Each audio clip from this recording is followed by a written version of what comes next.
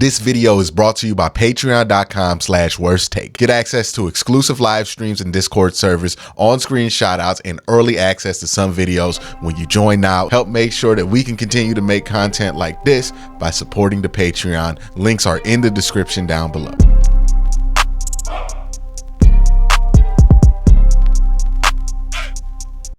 All right, so some news broke this morning about the Cleveland Browns, and I want to come here and talk to you guys about it. What are the implications? What aren't the implications? What are the storylines you're going to hear that are closer to the truth around this situation? And what are the storylines that you're going to hear that really aren't close to the reality?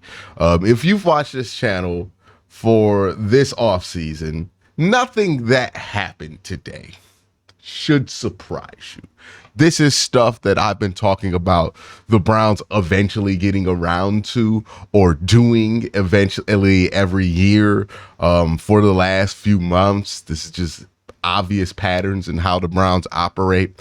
The first thing they did is give Deshaun Watson his restructure. Now, the details to this restructure, the Browns have restructured the contract of Deshaun Watson, converting $44.79 million of his 2024 base salary. So remember, he was set to hit the cap for, I believe, $65 million, which is what everybody was freaking out about.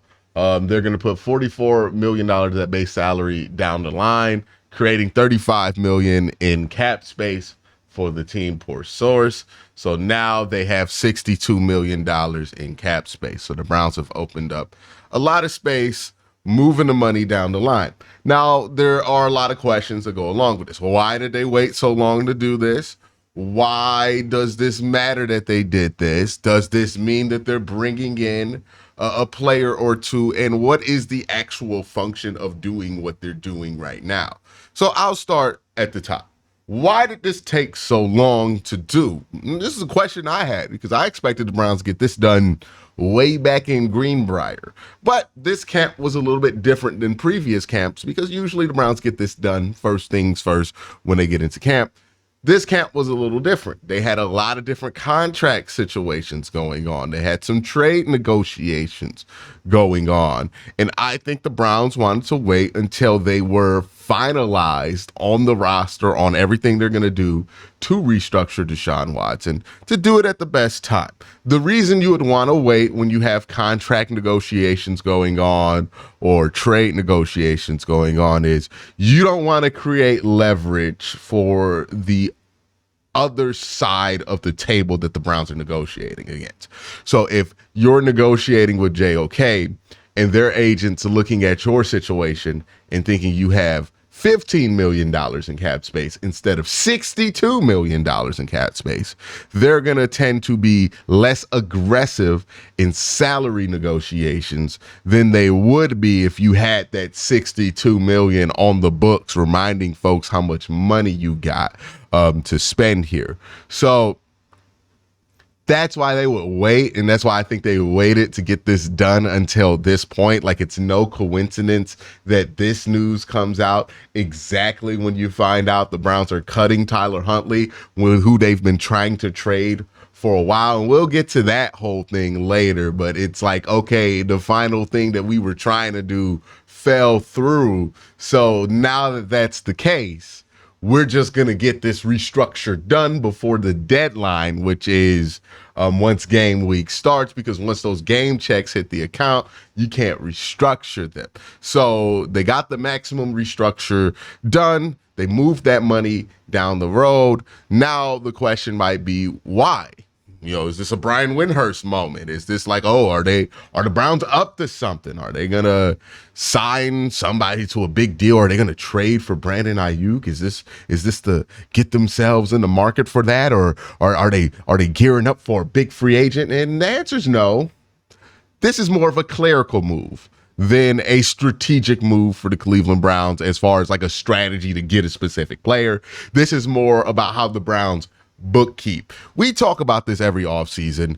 No matter how many times I explain it, how clear I am with explaining, how clear people like Jack Duffin are with explaining how the Browns operate with the salary cap, you're bound to get people who do not understand the salary cap and use their not understanding of the salary cap to fearmonger about the salary cap.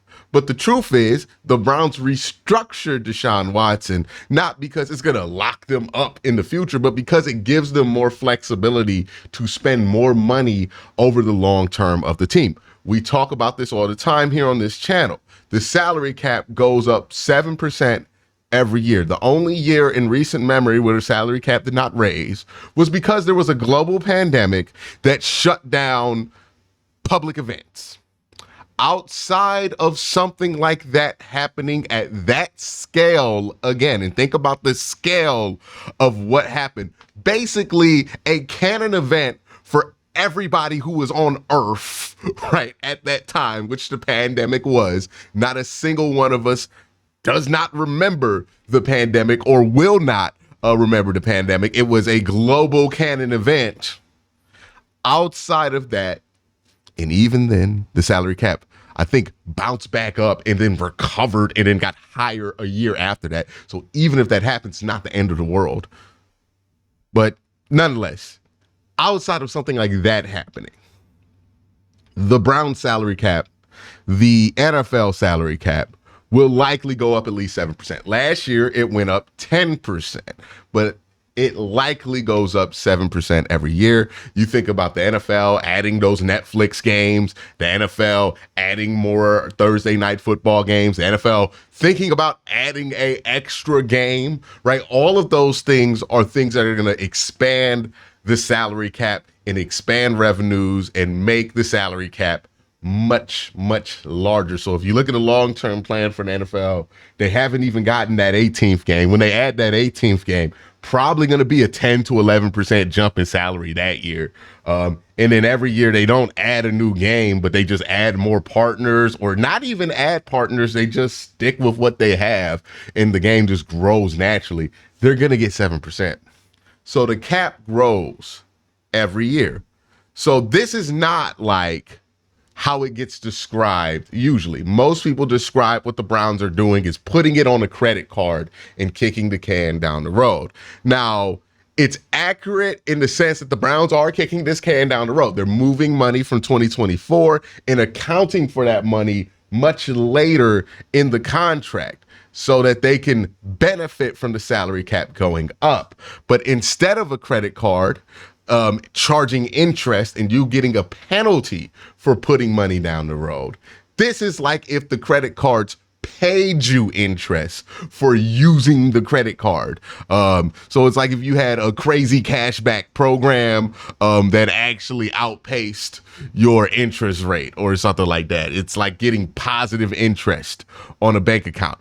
The more money you push down the line, the more benefit and the less percentage of cap that contract Deshaun Watson has takes up over the life of it. So that's why they do it. It's something that makes the contract much more affordable and keeps Deshaun Watson's cap number under, 15% of the cap, instead of just taking it straight up where it would be like 18% of the cap. So that is why the Browns operate the way they do with this, and that is the benefit of doing it. The downside is if the cap does not go up and goes down one year because revenue goes down, then the Browns would be in a little bit of hot water. But think about what it took for the cap to go down. It's very difficult for the salary cap to go down, and it's not projected to go down throughout the life of Deshaun Watson's contract. So even if you're worried about this as a long-term strategy universally for every player that the Browns do, this doesn't really apply to Deshaun Watson because, in the time frame that that the Browns are going to be dealing with his contract hits, it's fine. So if you had a question about if this meant that the Browns were getting a big free agent, or if they were tying themselves up long-term to Deshaun Watson, this is just how they make the numbers on that contract be essentially very maneuverable, workaroundable, and this is why the Browns can re-sign all of their best players, because they can stack these deals and structure these deals in a way to where they don't really hit at the same year at the highest rate. It's just smart cap management, right? Good players are expensive, and you got to be pretty savvy to keep a lot of expensive players on a roster. This is how the Browns and other NFL teams have figured out how to do this, and this allows Jimmy Haslam to continue to spend high levels of cash on this team. So there is that with Deshaun Watson's restructure. The other thing that happened was that Tyler Huntley got released. Now, I knew this was going to happen when I saw that Taylor Heinicke got traded to the LA Chargers. In my mind, there were only two teams that would be willing to trade for Tyler Huntley: the Ravens, who decided to move off from him in the offseason, or the LA Chargers. The Ravens were unlikely because they're in division. They do have Josh Johnson, who you could say is comparable to Tyler Huntley. So they weren't very likely to go after Tyler Huntley in a trade. The Chargers were probably your best bet, because Greg Roman is there in LA running that offense. And Tyler Huntley did have his best years in that Greg Roman system. And you can see how he runs. He would be very useful in a Greg Roman offense. But they decided to go with Tyler Heinicke. The second that news dropped, I knew, well, that trade's dead. They're going to release Tyler Huntley and then bring back Deontay Foreman, which is exactly what they did. They released Tyler Huntley. They brought back Deontay Foreman. And I just say this to the news because, again, if you watch this channel, if you listen to me, none of this is surprising. We knew Deontay Foreman was going to be back sooner than later. We knew that the four quarterbacks weren't going to stay on the roster. And I want to be careful with this, right? Because I don't want to condemn people for getting bad information and reacting to that bad information. But some people won't give you the full context behind why the Browns are doing certain things that they do, or they'll give you false context around what the Browns do to try to stir you up into a panic, when the truth is it was never anything to panic about to begin with. I have seen numerous comments wondering about what it means for Deshaun Watson and his health, that Tyler Huntley and they kept four quarterbacks. And I got a lot of comments about the Browns only carrying two running backs. How can they only carry two running backs? They have to get an extra running back.